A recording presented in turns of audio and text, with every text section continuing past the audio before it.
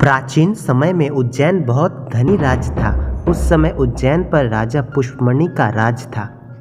राजा पुष्पमणि अपनी प्रजा से अपने बच्चों की तरह प्यार करते थे। पुष्पमणि के मंत्री और सैनिक भी बहुत ईमानदार और स्वामी भक्त थे। एक पड़ोसी राजा की बुरी नज़र हमेशा उज्जैन की धन दौलत पर लगी रहती थी। एक बार पड़ोसी राज्य के राजा ने उज्जैन के राजा को एक लिखित संदेश भिजवाया। संदेश में लिखा था, शिप्रा नदी आपके राज्य से होकर हमारे राज्य में प्रवेश करती है, लेकिन आप उससे इतना अधिक पानी लेते हैं कि हमारे राज्य के लिए पानी बचता ही नहीं है। इस कारण हमारे राज्य में पानी की बहुत कमी पड़ जाती है। इसलिए हमारे पास एक ही रास्ता बचा है कि हम उज्जैन पर हमला कर दें और उसे अपने राज्य में मिला लें। संदेश पाते ही राजा पुष्पमणि चिंतित हो गए।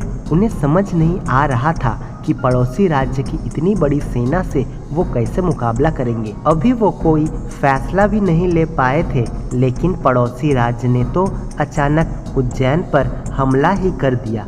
उज्जैन के सैनिक भी अपनी मातृभूमि की रक्षा के लिए पूरी ताकत से दुश्मन से लड़ने लगे। दुश्मन की सेना बहुत बड़ी थी।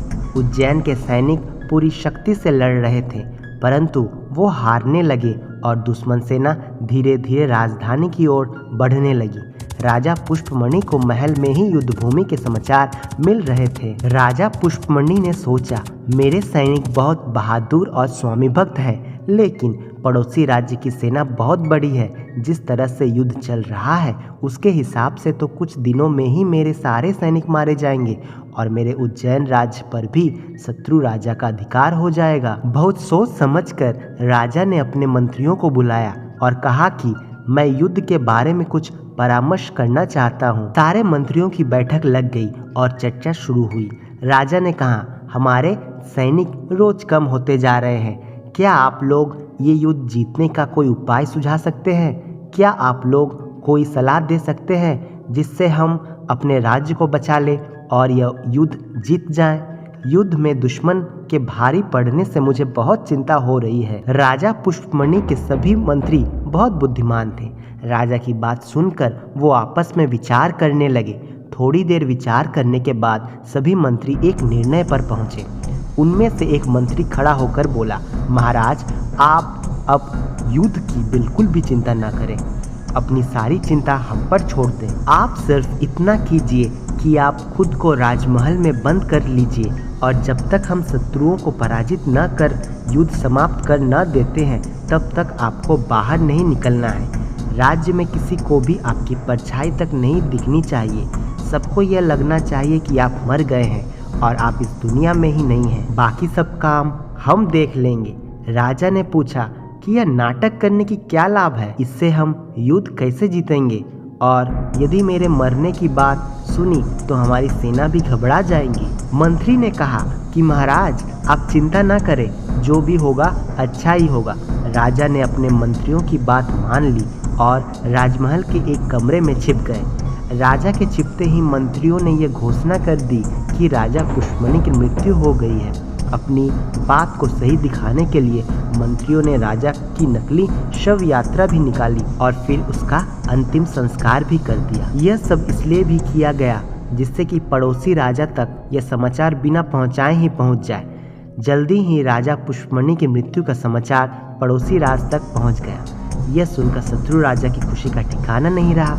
उसने सोचा कि यह तो बहुत अच्छा हुआ, अब राजा ही नहीं रहा तो उज्जैन की सेना लड़ेंगी किसके लिए? अब मुझे उज्जैन पर कब्जा करने में बहुत आसानी होगी। वो सोचने लगा कि अब तो मेरी जीत पक्की है।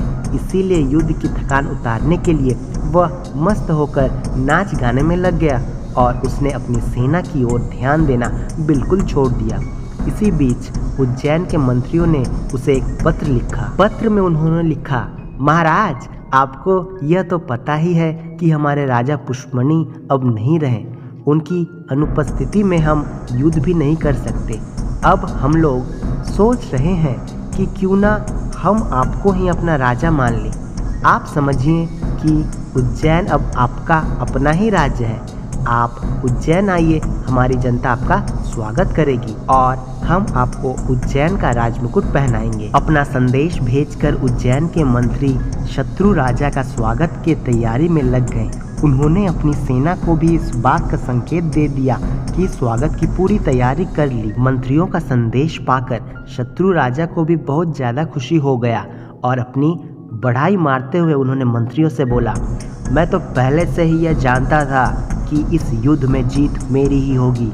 अब मैं उज्जैन जाकर बड़े शान से वहाँ की राजगद्दी पर बैठूंगा और उज्जैन जैसे समृद्ध राज को भी मैं ही राजा कहलाऊंगा। अब मैं और भी अधिक शक्तिशाली हो जाऊंगा। खुशी खुशी में राजा अपने थोड़े से सैनिकों के साथ लेकर ही उज्जैन की ओर चल पड़े। वो उज्जैन के सिंहासन पर बैठने के लिए इतना अधिक उतावला हो रहा था कि शाम तक बिना कहीं रुके उज्जैन जा पहुंचा। उसे लग रहा था कि दरबार में उनका जोरदार स्वागत होगा। जैसे ही राजा उज्जैन पहुंचा तो उज्जैन के मंत्रियों ने अपने अपने सैनिकों को इशारा किया और सैनिकों ने राजा को कैद कर लिया और उसके सिपाहियों को मार दिया। उसे अपने बचाव के लिए कुछ सोचने का मौका ही नहीं मिला। इस तरह मंत्रियों की बुद्धिमानी से उज्जैन गुलाम होने से बच गया। अगले दिन राजा पुष्पमणि अपने चतुर मंत्रियों और प्रजा के सामने प्रकट हुए। अपने राजा को सही सलामत देख उज्जैन की प्रजा बहुत खुश हुई। पुष्पमणि ने अपने मंत्रियों को गले लगाकर कहा, मुझे आप लोगों पर बहुत गर्व है। आप जैसे बुद्धिमान मंत्री और बहादुर सैनिकों के होते हुए उज्जैन को कभी कोई भी हरा नहीं सकता। दोस्तों, क्या आपको यह कहानी अच्छी लगी है तो वीडियो को लाइक और दोस्तों के साथ शेयर ज़रूर करें और ऐसे ही नई स्टोरी देखने के लिए हमारे चैनल को सब्सक्राइब करना ना भूलें। आपको कौन सी प्रकार की कहानी पसंद है हमें कमेंट में ज़रूर बताएं।